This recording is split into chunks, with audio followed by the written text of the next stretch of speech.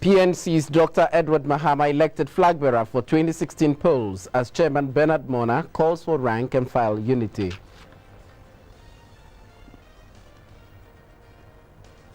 June 3rd, asylum down flood victims sent SOS to the corridors of power to renovate the main drainage system.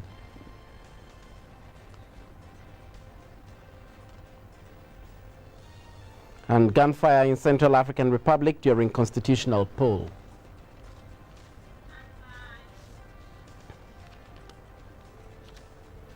Good evening. Thank you so much for joining us. This is News Hour on GBC 24, the All News channel. We're also live on GTV. I'm Conrad Kakraba. Dr. Edward Mahama has been elected as the flag bearer of the People's National Convention at a congress organized in the Upper West region on Saturday. Dr. Mahama polled 492 votes, 66 more than his closest contender and immediate past flag bearer of the party, Hassan Nayariga.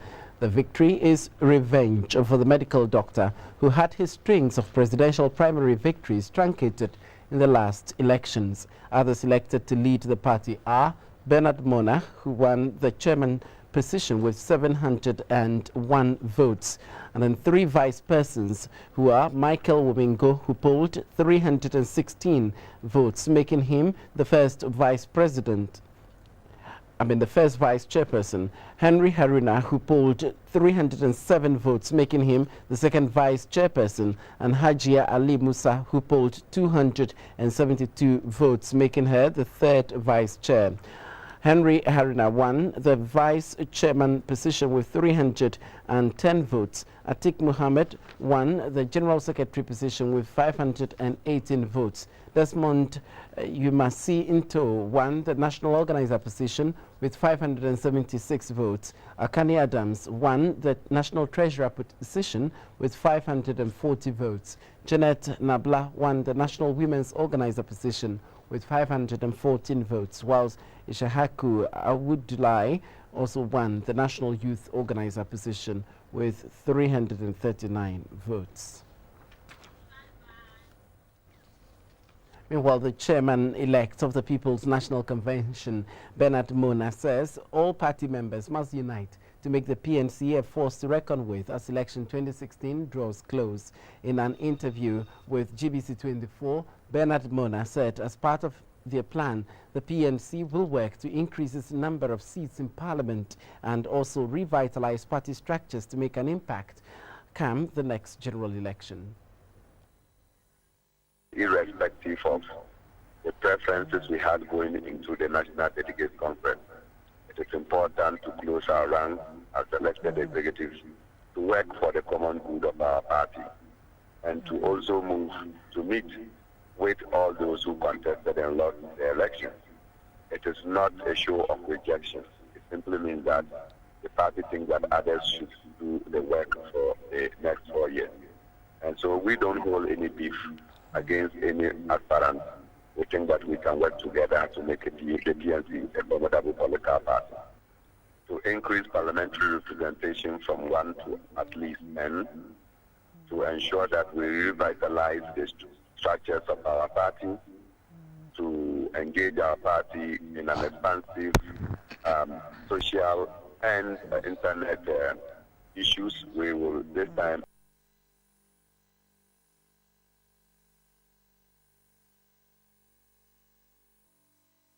residents affected by the June 3 floods at Asylum Down in Accra are calling on the government to, as a matter of urgency, renovate the main drainage system in the area connecting to the Odo River.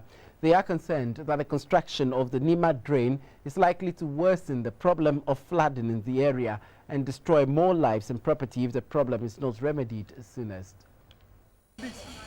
The Asylum Down main storm drain was constructed in 1963.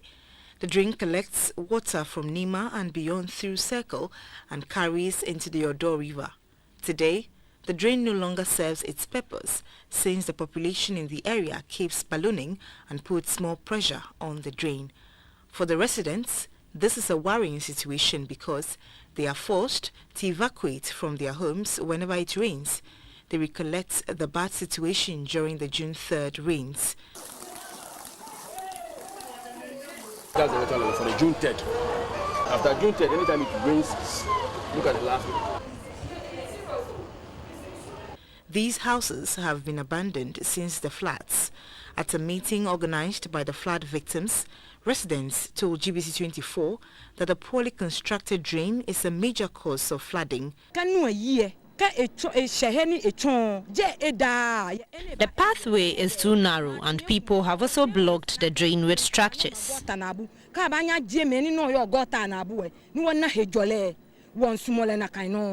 Victor Tete, a resident of Asylum Down, says they are concerned about recent projects being undertaken that will undoubtedly put more pressure on the deteriorating drain. We are a little alarmed by the fact that the construction of the Nima drain will carry water from Nima and beyond into Asylum Down, which already has a drainage problem. So now we are anticipating that by the next rainy season, if nothing is done about the drain beyond Asylum Down and in Asylum Down, our lives will be at stake. Our properties will be destroyed.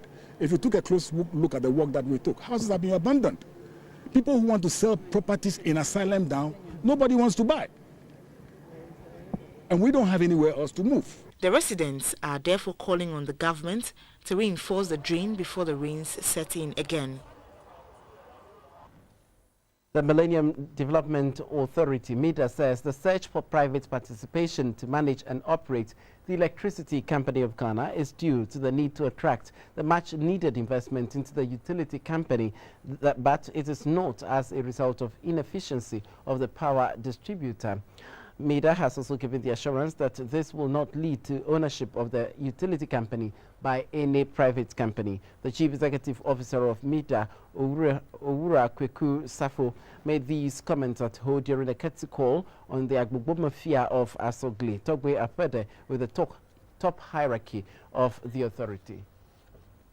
The Millennium Development Authority was on a visit to the Asogli state to formally discuss the Ghana Power Compact 2 with the Agbogbo Mafia of Asogli, Togbe Apede, and to solicit his support for its various projects. The visit to the Agbogbo Mafia follows a similar visit to the traditional authorities in ECG's operational areas. The Chief Executive Officer of the Millennium Development Authority, MIDA, Owura Kweku Safo, explained the private sector participation in the Electricity Company of Ghana as one of 5 under the ECG financial and operational turnaround project activities of the 6 projects under the Ghana Power Compact 2 program. He says the 5-year Ghana Compact 2 program is to create a financially viable power sector to meet the current and future power needs of households and businesses.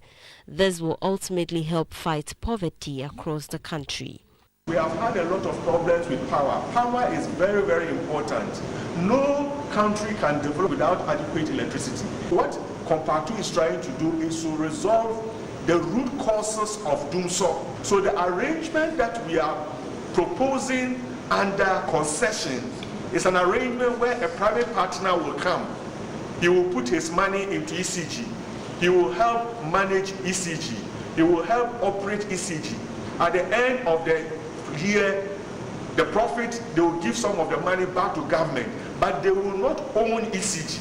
The Agbogbo Mafia of Asogli, Togbe Apede, encouraged the authority to help find solutions to the current power problems confronting the nation and not rely solely on the prospect of partnerships with private companies as the only panacea to the challenges in the country's energy sector. Power losses, subsidies, failure on the private enterprise to pay, we have to start solving them now in this transitional phase. So by the time the new operators arrive, the tariff is right. You can't solve all these things on the day the new company comes. Otherwise, it will be a big shift, more than we can bear. The Accra Christmas Choral Evening, organized by the Church of Jesus Christ of Latter-day Saints in Accra, is one of the events heralding the birth of Christ. At the concert, Mrs. Matilda and Mr. Arthur said it is important for all Christians to show love to all to make the birth of Christ relevant at all times. Here's a report by Theodora Medeto.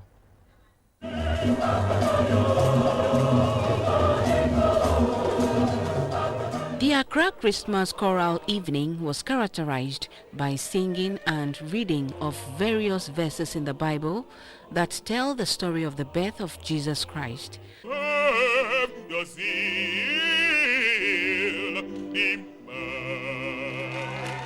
His name was called Jesus, which was so named of the angel before he was conceived in the womb.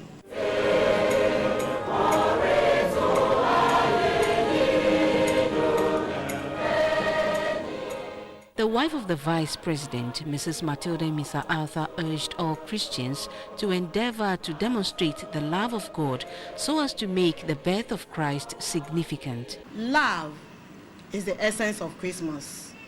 And in this country, we need that love. We need that love because even though we claim to be Christians, if you walk on the street and you stop 10 people, I bet 8 or 9 will tell you they are Christians. But you'll be surprised to find out that they don't talk to their neighbor, they don't talk to their office colleague. This is not what the Lord came to teach us.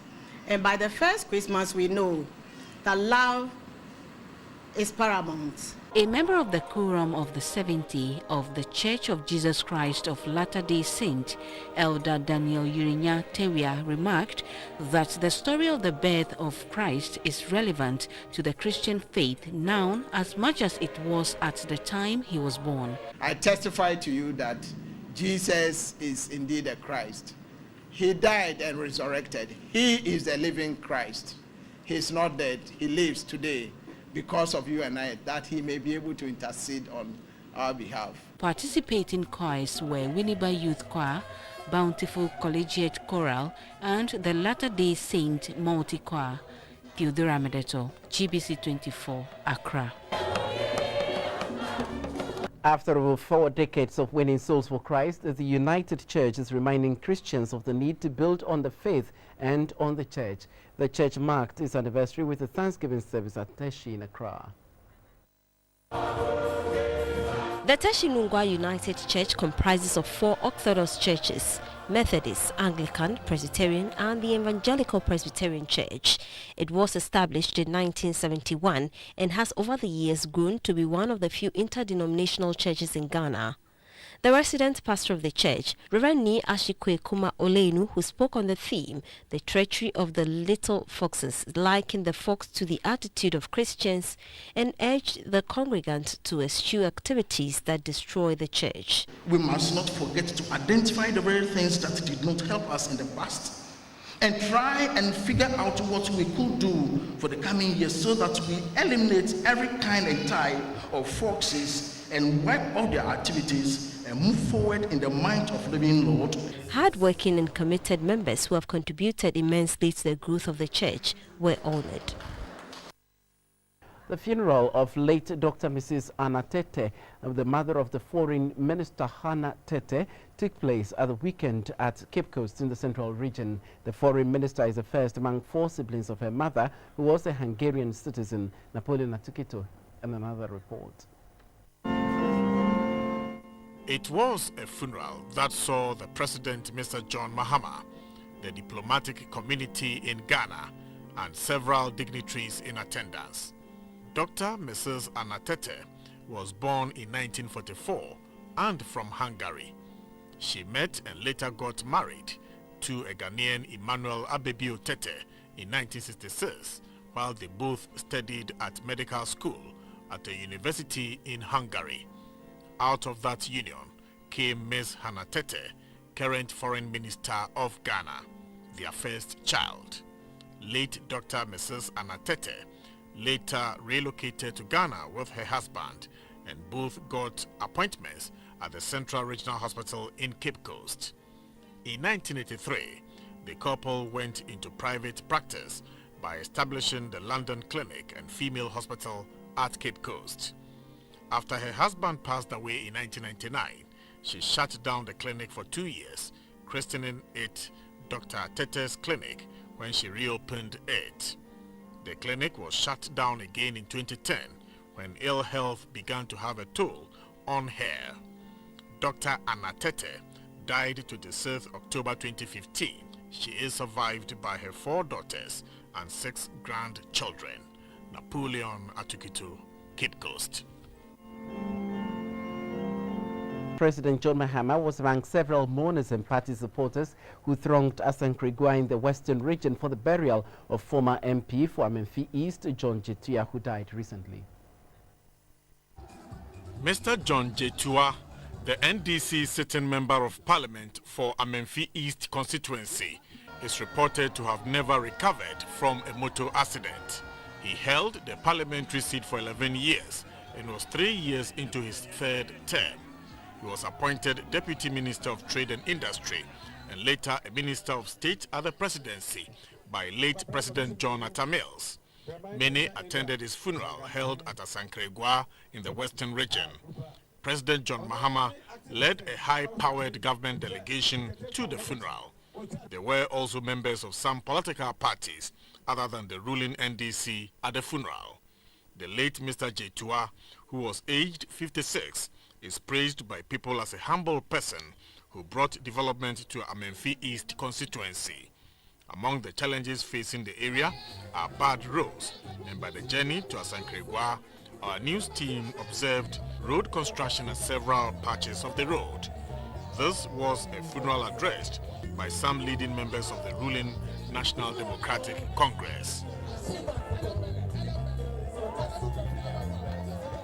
President John Mahama also praised the late Mr. John Jetua, describing him as a part of the winning team which brought the NDC to power. He said the government has awarded roads in the western region on contract for reconstruction. He recalled that many of the development projects in the Amenfi East constituency were worked for by the departed MP. He urged party supporters to vote for the NDC candidate in the by-election. Ejuma odi wa parliament and say obone homodin yi.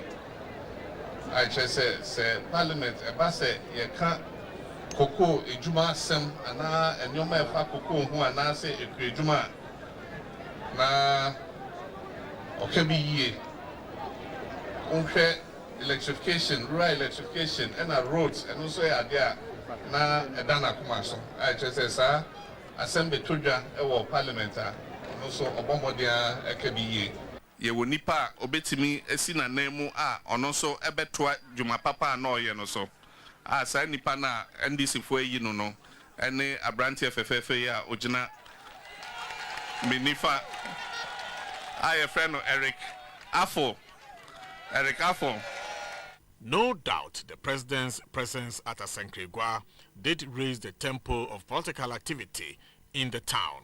What remains to be seen is whether his party will continue to be in the driving seat in the Amenfi East after the by-election.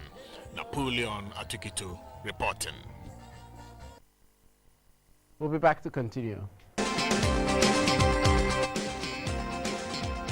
Now some international news. Heavy gunfire has broken out in a Muslim district of the Central African Republic's capital Bangui during a referendum on a new constitution. UN forces deployed after machine gun fire and rocket launchers were used as voters waited near a school. It is hoped the new constitution can help end more than 2 years of conflict in the CAR between Muslims and Christians. Presidential and parliamentary elections are also due on 27th December.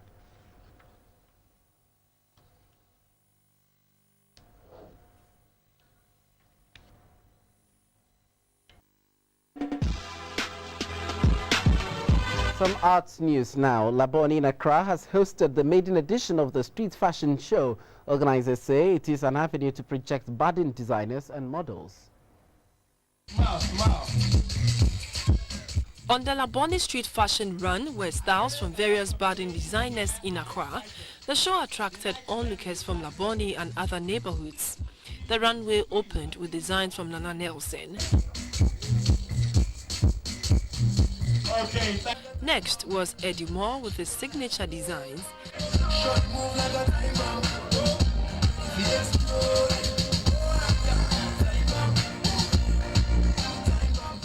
Lele graced the runway with her collection.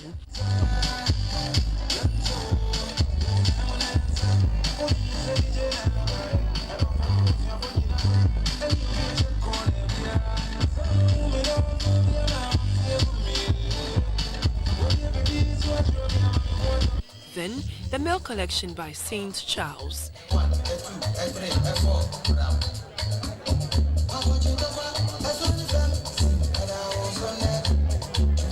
Sarah Christian also flaunted her creativity with a collection on the runway.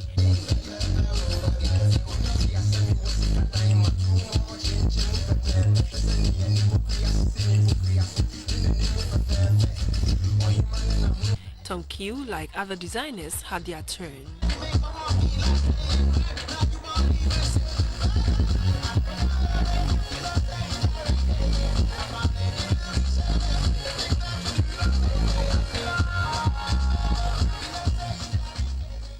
Some professional fashion designers were on hand to wish the new entrants well.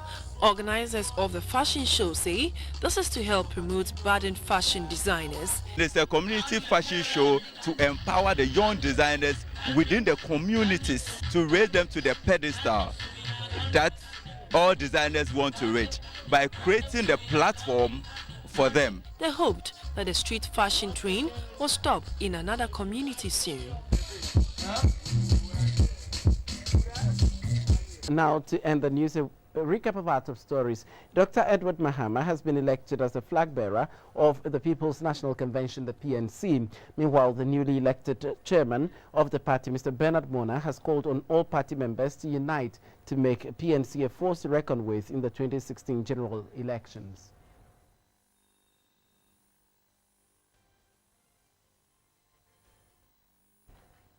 Residents affected by the June 3 floods at Asylum Town in Accra are calling on the government to renovate the main drainage system in the area connecting to the Odo River. They are concerned that the construction of the Nima drain is likely to worsen the problem of flooding in the area.